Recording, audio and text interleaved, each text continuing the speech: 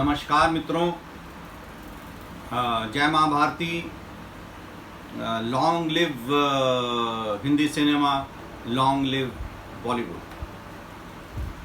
मित्रों, ये सुशांत सिंह राजपूत की जो दुखद मौत हुई है, ये एक बहुत बड़े बर्निंग इशू, बहुत बड़ा burning problem Hindi cinema Bollywood का, उसको चिंगारी मिली है।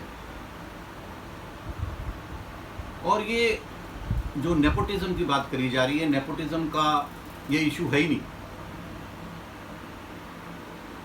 थोड़ी बहुत नेपोटिज्म तो हर इंडस्ट्री में होती है। हालांकि मेरी कई लोगों से बात हुई, वो बोलते हैं नेपोटिज्म है।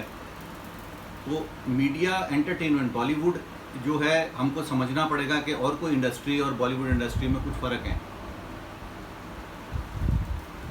जो हिंदी फिल्म सिनेमा है, जो बॉलीवुड है, उसका इम्पैक्ट, उसका असर हमारे दिमाग के, हमारे बिहेवियर पे, हमारे एक्शंस पे पड़ता है। बहुत इंपॉर्टेंट रोल प्ले करता है वो एक मनुष्य के डेवलपमेंट में, कैरेक्टर, पर्सनैलिटी, बिहेवियर डेवलपमेंट में। तो हमें बहुत सोच समझ के फिल्में बनानी होती हैं। हमें बहुत सोच समझ के, सिर्फ वो ज़माना चला गया, वो सिर्फ एंटरटेनमेंट होती थी। आज ये एक मीडियम ऑफ सोशल चेंज है। आप देखिए, पैडमैन जैसी फिल्म है, या टॉयलेट एक प्रेम कथा। मोदी जी ने खुद इंडस्ट्री को बुलाया कि आप लोग मेजर रोल प्ले कर सकते हो भारत को दोबारा सोने की चिड़िया बनाने में, ये सोशल रिफॉर्मेशन के अंदर। तो हम बॉलीवुड को, हिंदी सिनेमा को बाकी सब इंडस्ट्रीज से कंपेयर नहीं कर सकते। लेकिन ये इशू नेपोटिज्म का नहीं है। ये इशू है जो बॉलीवुड का जो हीरो टॉप 11 है, जो टीम टॉप 11 है, उसमें बाहर वालों को या आउटसाइडर को कतई घुसने नहीं दिया जाएगा। और ये क्यों है? ऐसा क्यों है कि बॉलीवुड टॉप 11, बल्कि टॉप 11 में तो मैं समझता हूँ टॉप 20 में सिर्फ बॉलीवुड परिवार, दोस्त या रिश्तेदार ही एग्जिस्ट करते हैं। और ये क्यों है? ये इसलिए है क्योंकि जो स्टेक्स हैं, चाहे वो फाइनेंशियल स्टेक हों, चाहे वो रेपुटेशन के स्टेक्स हों, बहुत हाई हैं बॉलीवुड टॉप 11 टीम में। आप कैरेक्टर आर्टिस्ट हैं, आप सपोर्टिंग रोल में हैं, कोई फ़र्क नहीं, किसी को कोई लेना देना नहीं। आप टेक्नीशियन हैं, किसी को। लेकिन बॉलीवुड टॉप 11 में सिर्फ बॉलीवुड परिवार, दोस्त या रिश्तेदार की एंट्री है, आउटसाइडर नॉट अलाउड। मैं किसी को यहाँ दोष नहीं दे रहा हूँ। ये एवोल्यूशन है, इवॉल्विंग है हिंदी सिनेमा का। बॉलीवुड का एक इवॉल्विंग फेज है, एक एरा। सुशांत सिंह राजपूत जी की डेथ ने एक एरा, जिसमें बॉलीवुड दोस्त या रिश्तेदार ही टॉप 11 में रहेंगे, उसको चुनौती दी है। वो चिंगारी करी है कि देश के किसी भी प्रांत का, किसी भी स्टेट का कोई भी हीरो बॉलीवुड टॉप 11 में आ सकता है। और ये परिस्थिति 1990s तक, 80s 90s तक इंडियन क्रिकेट में भी थी। मैं बीच बीच में आपको जो हिंदी सिनेमा बॉलीवुड का जो इंडियन क्रिकेट टीम के साथ हुआ, उससे कंपैरिजन दूंगा और आपको एक्सप्लेन करूंगा कि कैसे ये इशू जो है, बॉलीवुड दोस्त यार रिश्तेदार ही बॉलीवुड हीरोज टॉप 11 में रहेंगे। आप देखिए इसकी इंपॉर्टेंस क्या है, फाइनेंशियल स्टेक्स कितने हैं, रेपुटेशन स्टेक्स कितने हैं। एक कहानी होती है, एक स्क्रिप्ट होती है। आप उस कहानी को सलमान खान से बनवाएंगे तो उसका बजट है 100 करोड़। आप एक रिलेटिवली नए एक्टर से करवाएंगे, उसका बजट, सेम कहानी, सब कुछ सेम, उसका बजट है 20 करोड़। अभी फ़र्क क्या है? देखिए, जब एक एवरेज स्टार को लेके आप, एक्टर को लेके आप फिल्म बनाते हैं, तो जो मेकिंग कॉस्ट है वो मान लीजिए 20 करोड़ का बजट है तो 5 करोड़ है। लेकिन जब आप सलमान खान को लेके, शाहरुख खान को लेके, आमिर खान को लेके, इन लोगों को लेके बनाते हैं, तो उसी का बजट 100 करोड़ है। लेकिन मेकिंग कॉस्ट कितनी है? 10 करोड़। यानी कि अगर आप रिलेटिवली एक नए स्टार को लेके आप बनाते हैं तो बजट 20 करोड़ है, मेकिंग 5 करोड़ है। और अगर आप सुपरस्टार को लेकर बनाते हैं, टॉप 11 के स्टार में से लेकर बनाते हैं, तो वही बजट 100 करोड़ है, और लेकिन मेकिंग जो है, तो मेकिंग तो 5 करोड़ से 10 करोड़ हुई, तो कहाँ पैसा लगे। 80 करोड़ 70 करोड़ 70% जो है वो सुपरस्टार की फीस है। 70%। अब ये 70% क्यों है? क्योंकि सिनेमा अब जो है एक एंटरटेनमेंट, एक क्रिएटिविटी से ज़्यादा बिजनेस मॉडल हो गया है। आप कुछ कर नहीं सकते हैं, इसका इलाज आपको ढूंढना पड़ेगा। क्योंकि सारा का सारा दारोमदार है कि फ्राइडे सैटरडे संडे जब फिल्म रिलीज हुई तो फर्स्ट जो वीकेंड है उसमें कलेक्शन जो है वो कितनी आती है, कम से कम 30 40 50 करोड़ रुपया फ्राइडे सैटरडे संडे में रिकवरी चाहिए, और पूरे फर्स्ट जो वीक है उसमें 100 करोड़ पार होनी चाहिए पिक्चर। तब खर्चे निकलेंगे, तब सिनेमा ओनर्स के, एग्जीबिटर्स के खर्चे निकलेंगे। तो ये जो स्टेटस हो गया है कि 100 करोड़ की पिक्चर बनी, 80 करोड़ 70 करोड़ सुपरस्टार का और 10 करोड़ 5 करोड़ मेकिंग, बाकी सब चीज़ों को जोड़ जाड़ के, तो कितने स्टेक्स इन्वॉल्व में सोचिए, फाइनेंशियल स्टेक्स। इसीलिए टॉप 11 में आउटसाइडर्स को बाहर रखा जा रहा है। तो ये एक इवॉल्विंग फेज है। मैं आपसे डिस्कस करूंगा मैं पहले अपने आप को इंट्रोड्यूस करूं। मैं डॉक्टर सुश्रुत अलमस, मैं MBBS MD हूँ, बॉलीवुड फिल्म प्रोड्यूसर हूँ। निर्णायक पिक्चर मैंने 97 में रिलीज़ करी थी, को प्रोड्यूसर हूँ मैं। पिक्चर ने अच्छा काम करा, निर्णायक ने। ये अकेली इकलौती बॉलीवुड फिल्म है जिसमें ओम पुरी और अमरीश पुरी, दो महारथियों की टक्कर है। इसके अलावा कोई फिल्म बॉलीवुड में नहीं बनी, हिंदी सिनेमा नहीं बनी जब ओम पुरी अमरीश पुरी आमने सामने। कम से कम 6-7 सीन ऐसे हैं जब ज़बरदस्त टक्कर है ओम पुरी अमरीश पुरी जी की। फिल्म ने बहुत अच्छा परफॉर्म करा था, और अभी मैंने 2 साल पहले यूट्यूब में निर्णायक द डिसाइडर को डाला है, और 12 लाख से ज़्यादा लोग अब तक इस फिल्म को देख चुके हैं। 6000 से के करीब इसमें मेरे सब्सक्राइबर हैं। और मैंने ये फिल्म इसलिए मेरे को बॉलीवुड की इनसाइड स्टोरीज का एक अनुभव है। 92 में शुरू करी थी, 97 दिसंबर में जाके फिल्म रिलीज़ हुई थी। 6 साल हमको लग गए थे, बड़ी तकलीफ़ें झेलनी पड़ी। कोई माई बाप नहीं था, कोई गॉडफादर नहीं था। हर कदम पे हम सीख रहे थे फिल्म मेकिंग को लेके। और आपको जानकर बड़ा अचंभा होगा कि जब 1997 में निर्णायक रिलीज़ हुई तो जो हमारी कॉस्ट आई थी फिल्म मेकिंग की, टोटल करीब 70 लाख के आसपास थी। अमरीश पुरी जी दिलवाले दुल्हनिया ले जाएंगे, उस पीरियड के टाइम की बात है, तब उनकी पर्सनल फीस जो थी as a actor, top villain number 1, वो 70 लाख थी। यानी अमरीश 97 में जब फिल्म रिलीज हुई, अमरीश पुरी जी की जितनी फीस थी 70 लाख, उतने में हमारी पूरी फिल्म बन के तैयार हो गई थी। हमने 92 में शुरू करी थी, अमरीश जी को 5 लाख में साइन करा था, और 92 से लेकर 97 में फिल्म रिलीज़ हुई। और हम बड़े उतार चढ़ाव देखे, बड़ी प्रॉब्लम फेस करी, लेकिन वर्ल्ड वाइड रिलीज़ हुई, सक्सेस हुई, और आज यूट्यूब पे 12 लाख से ज़्यादा। तो मेरे को एक सर्टेन अनुभव है जिसके बेसिस पे मैं आपसे शेयर कर रहा हूँ। तो मैं एज ए डॉक्टर होने के नाते, हम किसी भी इशू को, किसी भी प्रॉब्लम को, किसी भी डिजीज़ को हम 4 तरीके से देखते हैं। Basic identification of the problem, पहला कि एक्चुअल प्रॉब्लम है क्या। दूसरा वो इशू का कारण क्या है, व्हाट इज़ द कॉज। तीसरा ये कि इसकी ट्रीटमेंट क्या है, इसको कैसे ठीक करा जा सकता है। चौथा ये कि इसका प्रिवेंशन क्या है, कि आगे से ये प्रॉब्लम ना उठे। तो ये 4 तरीके से हम लोग किसी भी इशू को देखते हैं, किसी भी सोशल प्रॉब्लम को भी देखते हैं, किसी डिजीज़ को देखते हैं। और इन्हीं 4 एरियाज़ में, यानी what is the problem, what are the causes, what is the treatment and what is the prevention, इस बेसिस पे मैं आपसे डिस्कस करूँगा ये पूरा मुद्दा। कि मुद्दा जो है, मैं फिर रिपीट कर रहा हूँ, ये मुद्दा नेपोटिज्म का नहीं है। ये मुद्दा है बॉलीवुड हीरो टॉप 11 में बाहर वाले अलाउड नहीं हैं किसी भी। और वो क्यों हैं? क्योंकि जैसे कि मैंने आपको कहा, financial stakes high, reputation high है। अब जो टॉप 3-4 हैं, जो 70-80 करोड़ रुपए इनकी फ़ीस है, अगर कल को पता चलता है कि वो 20 से बाहर हो गए, 11 से नीचे आ गए, उनकी फ़ीस 4-5 करोड़ रुपए रह गई है, या शायद उनको प्रोड्यूसर साइन भी नहीं करना चाहते, डायरेक्टर साइन नहीं करना चाहते, तो क्या इम्पैक्ट आएगा, उनका क्या हाल हो जाएगा। तो इस खींचातानी में इंडस्ट्री फंसी हुई है।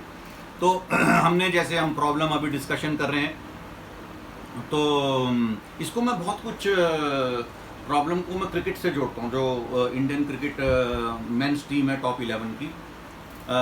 देखिए, हम इसको प्रॉब्लम को समझने की कोशिश करते हैं। 1947 में इंडिया इंडिपेंडेंट हुआ, आज़ाद हुआ। तो बेसिकली जो फाइनेंशियल कैपिटल है वो बॉम्बे बना, और जो पॉलिटिकल कैपिटल कंट्री का है वो दिल्ली बना। तो शुरू में सारी ताकत, सारी पावर दिल्ली और बॉम्बे के हाथ में थी। अगर आप क्रिकेट टीम को देखें तो ऑलमोस्ट सारे प्लेयर या तो दिल्ली रणजी टीम के थे या बॉम्बे की रणजी ट्रॉफी टीम में खेलते थे। हम 1983 के जो वर्ल्ड कप विनिंग टीम भी देखे, हालांकि हम कपिल देव को हरियाणा हरिकेन बोलते हैं, मैं तो उनको दिल्ली का ही हिस्सा समझता हूँ।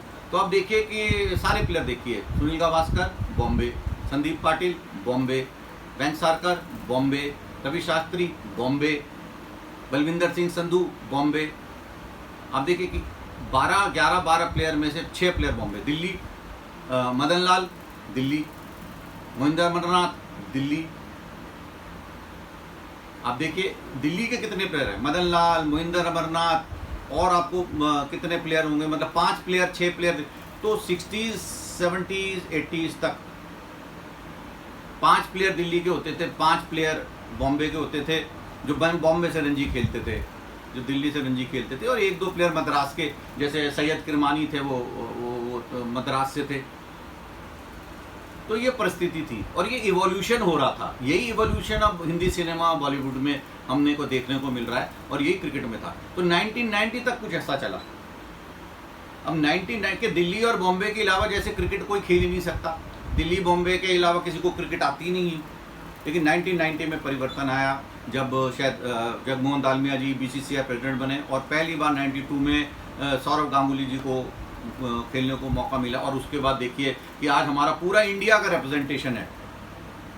कोई सौराष्ट्र से खेलता है, सामी मोहम्मद सामी बंगाल से खेलते हैं, जो हमारे वो बुमराह है, बुमराह गुजरात से खेलते हैं। पूरी इंडिया रिप्रेजेंटेड है।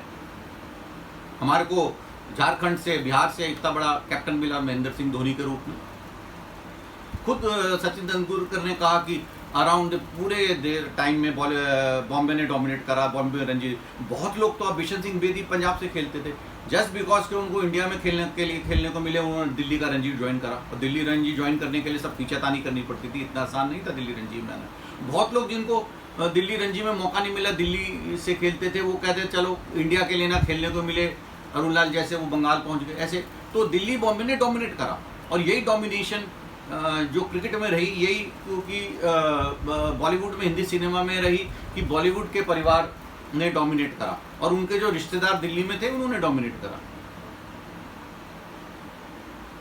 तो अब आपको मैं इसका एक बड़ा सिंपल सा, जैसे मैंने क्रिकेटर का एक छोटा सा एग्जांपल, टॉप 11 मैं समझता हूँ। Aamir Khan second generation Bollywood, Amitabh Bachchan sir Bollywood के भगवान, हिंदी सिनेमा के भगवान। वो 1 to 11 में नहीं है, वो तो बहुत भगवान बन चुके, ऊपर उठ चुके, लेकिन फिर भी जब वो गए, एक संपन्न दिल्ली के परिवार के, और पॉलिटिकल कनेक्शंस थे, बॉलीवुड कनेक्शंस थे, जब गए। शाहरुख खान दिल्ली से, फिर Bollywood connections. Akshay Kumar Delhi, Bollywood connection. Hrithik Roshan second generation Bollywood. Ajay Devgn second generation Bollywood. Ranbir Kapoor 5th generation Bollywood. Ranveer Singh Delhi और Bollywood connection. Saif Ali Khan second generation Bollywood. Shahid Kapoor, और आगे चलते हैं, शाहिद कपूर सेकंड जनरेशन बॉलीवुड। और आगे देखिए आप, Tiger Shroff second generation Bollywood. Varun Dhawan second generation Bollywood. तो ये जो टॉप की पोजीशन है, इसमें बाहर वालों को एंटर ही नहीं होने देते। और उसका रीज़न क्या है, कितने स्टेक्स इन्वॉल्व हैं, फाइनेंशियल स्टेक्स इन्वॉल्व है, रेपुटेशन इन्वॉल्व है, इसलिए इनसिक्योरिटी भी आती है। मैंने जैसे पहले कहा, दोष किसी का नहीं है, एवोल्यूशन है। अब आप देखिए कहाँ तो 50s 60s 70s 80 तक क्रिकेट टीम में इंडिया में सिर्फ दिल्ली बॉम्बे के प्लेयर हुआ करते थे, 1-2 मद्रास के होते थे। और कहाँ 90s के बाद जब चेंज आया, परिवर्तन हुआ 90s में, तो सौरव गांगुली हमको बंगाल के, इंडिया के कैप्टन मिले। बाद में महेंद्र सिंह धोनी रांची के हमको इंडिया के कैप्टन मिले। तो परिवर्तन आया, और उस परिवर्तन की वजह से इंडिया नंबर 1 क्रिकेट टीम बनी। हमने ऑस्ट्रेलिया को पीछे छोड़ दिया। और यही अब हिंदी सिनेमा बॉलीवुड में होने वाला है कि जैसे परिवर्तन आएगा, जैसी पूरा जो टॉप 11 हीरोज़ की जो लिस्ट है, सुपरस्टार की जो लिस्ट है, उसमें पूरा इंडिया शामिल होगा। बंगाल का भी आएगा, बिहार का भी आएगा, हैदराबाद से भी आएंगे, मद्रास से भी आएंगे टॉप 11 में। तो बॉलीवुड खुलेगा, अच्छी अच्छी कहानियाँ आएंगी, अच्छे एक्टर्स आएंगे और हम बॉलीवुड को पीछे छोड़ देंगे। हमारी जो क्वालिटी ऑफ फिल्म्स हैं, अभी तो सिर्फ स्टार तो बिजनेस है, फ्राइडे सैटरडे संडे कितनी कलेक्शन है, और by the end of first week 100 crore पूरे हो जाने चाहिए। तो ये जब हम इन प्रॉब्लम्स को डिस्कस करते हैं, अब हम देखें कि जब इसको समझते हैं बॉलीवुड को, देश आज़ाद हुआ 1947, शायद देवानंद जी 45, 46, 40s में गए, 60s 50, 60s में सलमान खान जी के फादर सलीम खान गए, हीरो बनने गए थे, राइटर बन गए, इंदौर से गए थे, जावेद अख्तर ग्वालियर से, आमिर खान के फादर वो भी किसी यूपी के मेरे ख्याल से छोटे शहर से ही गए थे। तो फिल्म फेयर में बेस्ट हीरो कॉन्टेस्ट, अब हीरो कॉन्टेस्ट नहीं होते, रियलिटी शो डांसर का हो जाता है, रियलिटी शो सिंगर का हो जाता है, लेकिन हीरो नंबर 1 इंडिया का कौन बनेगा उसका रियलिटी शो होता ही नहीं है। तो ये सब उस टाइम में धर्मेंद्र अपने जो थे वो सिलेक्ट हुए थे टॉप सुपरस्टार कंपटीशन से, राजेश खन्ना सिलेक्ट हुए थे, तो ये सब गए। अब जब ये पहुंचे 60s में 70s में, इन्होंने अपना स्थान बनाया, इनके बच्चे बड़े होने लगे, तो उनके लिए प्रोफेशन, तो उनके बच्चे चाहे आमिर खान हो चाहे सलमान खान हो, उनको प्रमोट करा गया। और यही नहीं, जो राइटरों के, अब जैसे डेविड धवन डायरेक्टर हैं, सलीम खान राइटर हैं, अपने वीरू देवगन एक्शन मास्टर थे, अजय देवगन के फादर। तो एक परिवार सा इनका हो गया कि भी हम यही लोग ही इसमें रहेंगे, उन्हीं को प्रमोट करा जाएगा टॉप 11 में, हर लेवल पे यही होने लग गया। हर आदमी, हर फिल्म इंडस्ट्री का बंदा अपने बच्चे को सुपरस्टार और हीरो बनाना चाहता है, और बाहर वालों के लिए एंट्री नहीं। तो ये जो हुआ, ये लोग गए, फिर 60s-70s में इनके बच्चे, तो 90s तक पहुंचते पहुंचते इनके बच्चे बड़े हो गए। अब 90s में सब ये आए, जिन जो दिल्ली वाले थे, जो इनके रिश्तेदार थे, वो भी वहाँ गए, तो दूसरों को मौका ही नहीं मिला। ये एवोल्यूशन है, ये अलग अलग स्टेजेस हैं। अब हम ऐसी स्टेज पे पहुंच गए हैं जहाँ पे पूरा इंडिया का हमको इंक्लूसिव पार्टिसिपेशन चाहिए बॉलीवुड टॉप 11 में, जैसे कि इंडियन क्रिकेट मेंस टॉप 11 में पूरी इंडिया का पार्टिसिपेशन है। तो ये परिस्थितियाँ ऐसी आ गई। फिर जब सुपरस्टार की वैल्यू इतने होंगे, 70% बजट सुपरस्टार का है। अब किसी सुपरस्टार की 2-3 फ्लॉप आ गई, घबरा गया, डिप्रेशन में चला गया, करण जौहर जी को फ़ोन करा कि भाई कुछ बनाओ हमारे लिए कहानी,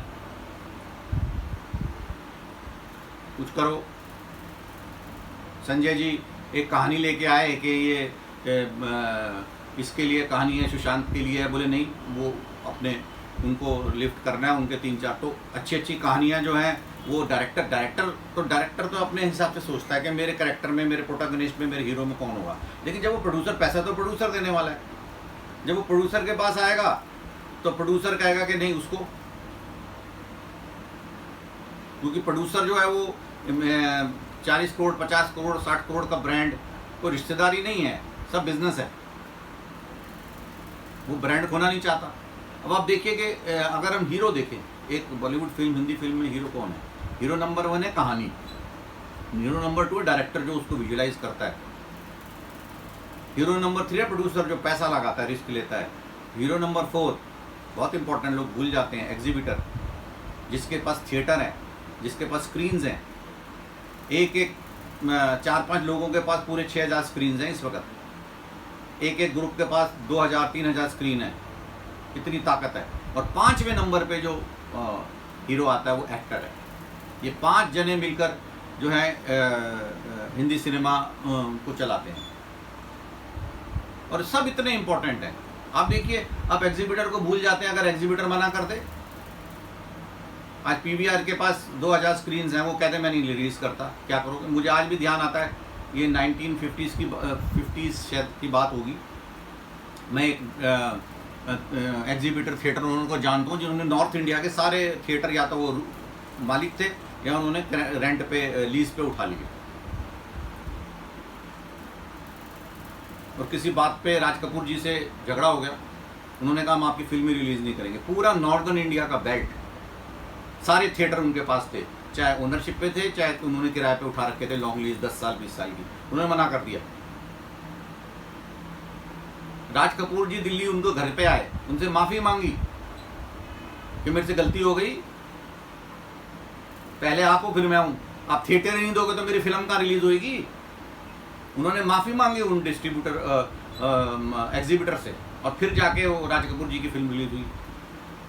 तो मेरी नज़र में तो पीवीआर, अजय बिजली जी और अपने जी वाले हैं, और जिन जिनके पास सिनेमा थिएटर्स स्क्रीन्स हैं जिस पे स्क्रीन होती है, वो तो सबसे पावरफुल हैं। वो अगर स्क्रीन नहीं देंगे तो किसकी फिल्म रिलीज होगी।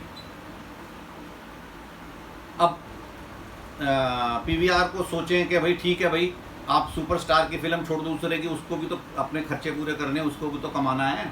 अगर उसको फ्राइडे सैटरडे संडे हाउसफुल नहीं मिला तो खर्चे कहाँ से थिएटर के पूरे होंगे। एक सर्कल है, एक साइकिल है, एवोल्यूशन है। लेकिन अब ये एरा जो है, हम लोग ही मिलकर, हम सब मिलकर इस एरा को, अगर हम पूरे इंडिया को इंक्लूसिव कर लें तो हम हॉलीवुड को बहुत पीछे छोड़ देंगे। अब ये क्या क्या रीज़न रहे कि ये जो इश्यूज हम इवॉल्व करें, अगर हम देखें समझें तो आप देखिए कि मैं जब 98 में 97 मेरी जब रिलीज़ हुई थी फिल्म, उस पर अंडरवर्ल्ड 80% फिल्म अंडरवर्ल्ड कंट्रोल थी, बहुत ज़बरदस्त उनकी ताकत थी।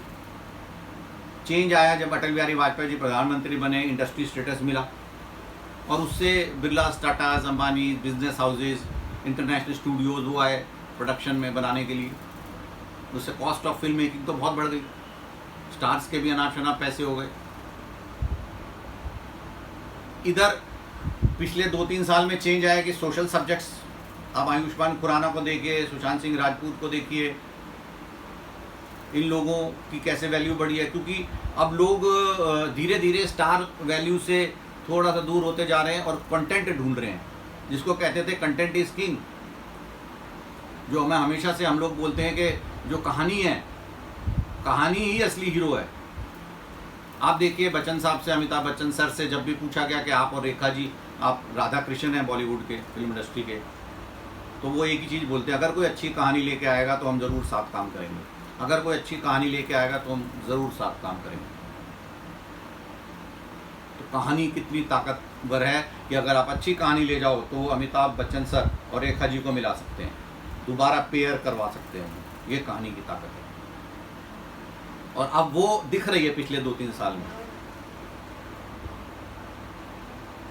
कंटेंट इज किंग, तो ये परिवर्तन आया। इधर क्या हो रहा है, ओटीटी प्लेटफॉर्म आ गए। आप देखिए Amazon, Netflix, Hotstar, OTT platforms. आज के बच्चों को देखें तो शाम को 6 बजे 7 बजे का उनको एक नई फिल्म देखनी है। Quality of home theatres improve हो रहे हैं। उधर cost of seeing a film in the theatre, आप परिवार को लेके चले जाए 3-4 हज़ार का खर्चा आ जाता है। 20 रुपये का पॉपकॉर्न जो है वो 200 रुपये का मिलता है। तो ये कई सारे फैक्टर हैं। बहुत बड़ा फैक्टर बच्चन साहब, अमिताभ बच्चन सर, बॉलीवुड के भगवान, उन्होंने एक नई प्रथा शुरू कर दी कि once a hero always a hero. आज भी गुलाबो सिताबों में वो मेन हीरो, मेन प्रोटैगनिस्ट बन के आ रहे हैं। तो अब इससे क्या हुआ, जो हमारे टॉप 11 स्टार्स हैं जो 50-60s में घुस रहे हैं, वो भी सोचते हैं कि हम कभी रिटायर नहीं होंगे। पहले तो फिल्म इंडस्ट्री में ये होता था कि हीरो एक सर्टन 15-20 साल, 30 साल, 40 साल काम करके रिटायर होकर फिर 10-15 साल के बाद फादर के रोल में आता था। हीरोइन भी इस तरह से 10-5 साल पेड़ों के आसपास घूम घाम के गाने गा के उसके बाद 10-15 फिर माँ के रूप में आती थी। अब सबकी आइडेंटिटी है, अब कोई एज नहीं रही। श्रीदेवी जी को देखिए, जब उन्होंने कम बैक करा तो कितने अच्छे उनको मेन लीड रोल्स मिले। इंग्लिश विंग्लिश देखिए आप। तो अब सबको कहानियाँ चाहिए। सलमान खान, आमिर खान, शाहरुख खान रिटायर नहीं होना चाहते। और क्यों रिटायर हों, इनके लिए हमको कहानी लिखनी है। 60 ईयर वाला भी हीरो हो सकता है, 70 ईयर ओल्ड भी हीरो हो सकता है, 80 ईयर ओल्ड भी हो सकता है। कहानियाँ लिखे, कंटेंट लाइए। जब तक बॉलीवुड नहीं खुलेगा, हिंदी सिनेमा नहीं खुलेगा, कंटेंट नहीं आएगा।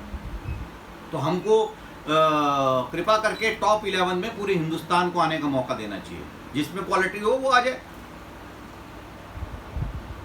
बॉलीवुड परिवार ना समझिए, ज़्यादा पूरे देश को, पूरे भारत को अपना परिवार समझ के और इसको हमको लेना पड़ेगा।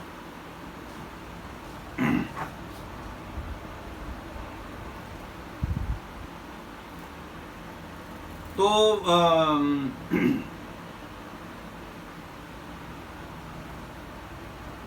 कुछ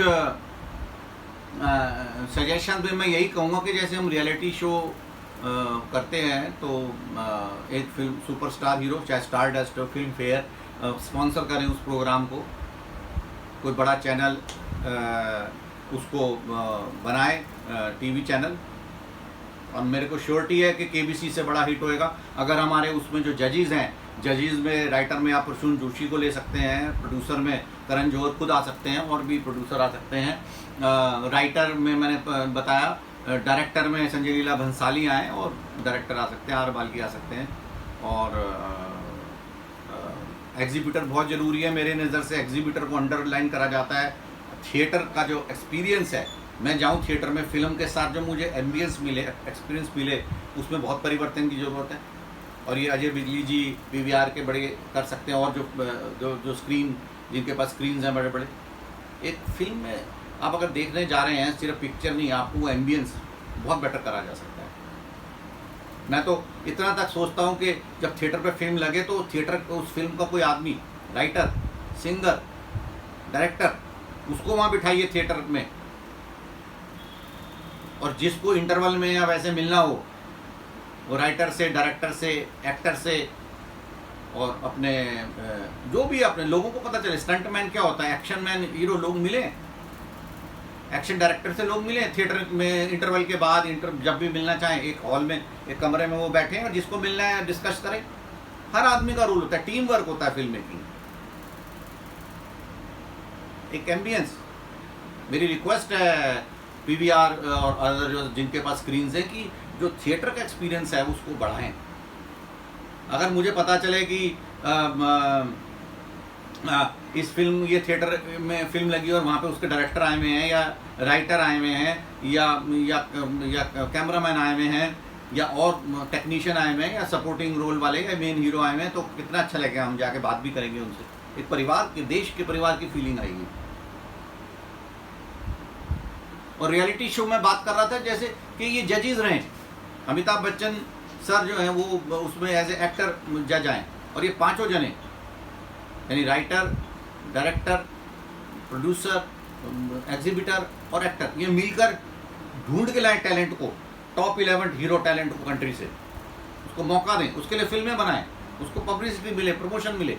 जैसे स्टारडस्ट और इन लोगों फिल्म फेयर ने राजेश खन्ना जी को जब इंट्रोड्यूस करा, या धर्मेंद्र जी को इंट्रोड्यूस करा, या जो इनके थ्रू आए।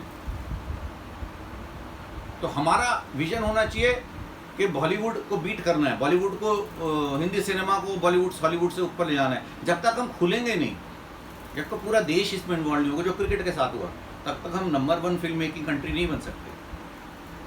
जब तक ऑस्कार में हमारा क्या हाल है, क्योंकि हम लोग पूरी वर्ल्ड को रिप्रेजेंट नहीं करते। हमारी स्क्रिप्ट, हमारी कहानियाँ लिमिटेड रहती है। हम सोचते हैं भैया 130 करोड़ इनमें देख लेंगे, 100 करोड़, 200 करोड़, 300 करोड़। हमारा विजन ही नहीं हम रखते हैं कि पूरी कंट्री क्या, पूरी वर्ल्ड में हम घुसे, जैसे क्रिकेट में हमने करा।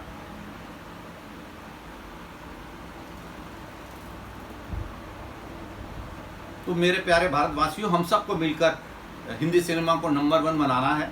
और उसके लिए बहुत ज़रूरी है कि जो बॉलीवुड टॉप 11 हीरोज़ की लिस्ट है वो खुल जाए। उसमें स्टेट के रिप्रेजेंटेटिव, क्वालिटी, बंगाल का कोई हीरो, पहले विश्वजीत थे, मिथुन चक्रवर्ती, बंगाल का हीरो टॉप 11 में आए।